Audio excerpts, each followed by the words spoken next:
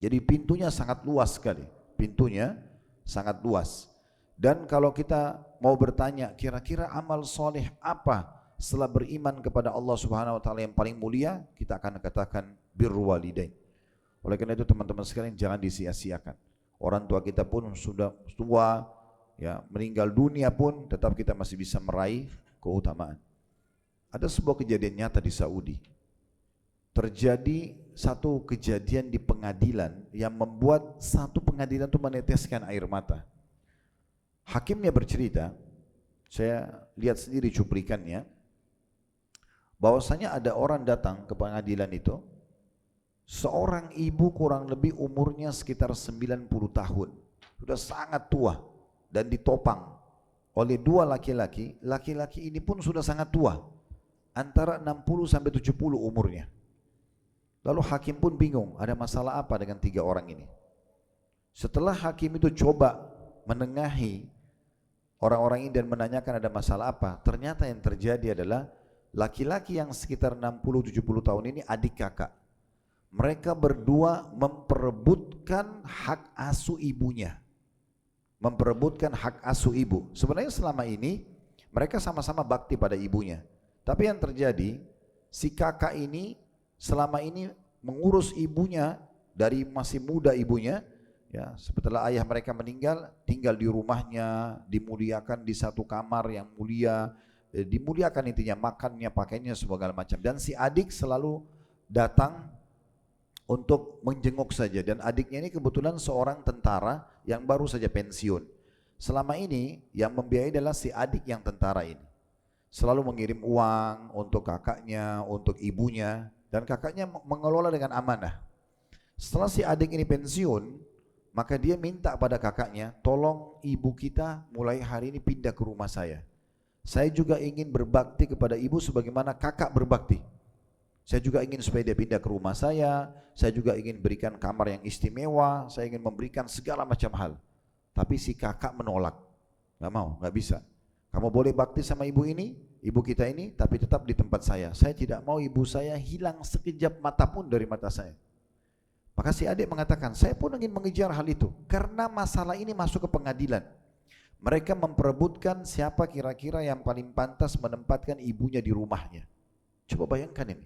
Bagaimana luar biasa mereka berpikir bagaimana birrul walidain mereka. Maka hakimnya bingung, gimana kira-kira memecahkan permasalahan ini? Karena harus diputuskan, hanya pindah rumah saja, hanya pindah rumah. Si adik tetap ngotot supaya ibunya diputuskan oleh pengadilan pindah ke rumahnya, tapi si kakak boleh tetap datang dan mengunjungi. Si kakak tetap ngotot, gak bisa, ibu harus tinggal di rumah dan adik saja yang bolak-balik sebagaimana sudah berjalan sekian tahun. Tapi karena dua-duanya ngotot masuk ke pengadilan. Hakim lalu berkata, saya tidak tahu harus buat apa. Lalu saya tanya kepada sang ibu yang sudah 90 tahun, bagaimana menurut anda? Dia bilang, saya juga tidak tahu hakim. Pada saat anak saya ini berpikir tentang masalah itu, si kakak ini seperti, ya, kelopak mata saya yang kanan, si adik ini seperti kelopak mata kiri. Saya nggak tahu harus pilih yang mana.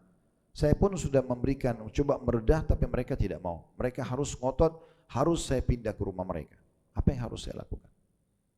Maka pada saat itu, setelah mempelajari semua argumentasi yang disampaikan, ternyata selama ini karena si adik yang biayai dan segala macam gitu ya, maka dan sudah sekian tahun si ibu ini tinggal di rumah si kakak, maka hakim mengambil keputusan mengatakan, kalau gitu mulai sekarang saya putuskan ibu ini pindah ke rumah si adik. Toh juga supaya adil, sudah sekian tahun tinggal di rumah si kakak, maka si adik ini sudah boleh atau berhak untuk itu. Toh kakak juga bisa bolak-balik. Di saat itu si kakaknya menangis terisak-isak seperti anak kecil di umur 70 tahun. Menangis terisak-isak lalu mengatakan, saya hanya menerima keputusan ini sebagai bentuk taat kepada pemerintah dan saya hanya kasih syarat adik saya. Kalau dia mau pindahkan ibu saya ke rumah dia harus melayani yang sama atau lebih baik daripada itu. Begitu perselisihan yang terjadi di anak-anak yang coba bakti dengan kedua orang tuanya. Terlalu banyak dalil berhubungan dengan masalah ini akan kita coba lihat nanti, dan bagaimana juga contoh-contoh perkataan salaf berhubungan dengan masalah ini. Tapi intinya saya katakan tadi, materi ini tidak akan pernah basi, selalu dibutuhkan karena bakti pada orang tua kita bisa raih semasa hidup mereka, dan ini lebih besar keutamaannya, dan juga pada saat sudah meninggal. Kembali kita ingatkan surah An-Nisa, surah nomor 4 ayat 36, di mana Allah Azza wa Jalla berfirman dan kekal ditilawakan oleh orang-orang beriman, wa'budullaha wa la tusyriku bihi syai'a wa bil walidaini ihsana wa bidzil qurba wal yatama wal masakin wal jari dzil qurba wal jari junub wal jaril junubi was sahibi bil jambi wabnis sabil wa ma malakat aymanukum innallaha la yuhibbu man kana mukhtalan fakhura. Allah mengatakan, dan sembahlah Allah dan jangan kamu mempersekutukannya dengan sesuatu apapun. Ini pondasi dasar agama kita. La ilaha illallah, la ma'buda bihaqqin illallah. Tidak ada Tuhan, pencipta, pemilik, penguasa, terjangkau atau tidak terjangkau oleh mata kita di alam semesta ini. Ya, tidak ada penciptanya, tidak ada pemiliknya kecuali Allah Subhanahu wa taala, dan tidak boleh kita sekutukan Allah dengan sesuatu apapun. Ini adalah pondasi dasar. Ya, dan kita tahu orang kalau meninggal dalam keadaan musyrik, menyekutukan Allah, Allah kekalkan 2 ayat dalam Al-Quran, innallaha la yaghfiru an yushraka bih. Allah tidak akan mengampuni orang yang meninggal dalam keadaan syirik. Wa yaghfiru ma duna dzalika liman yasha. Dan Allah masih maafkan selain daripada itu.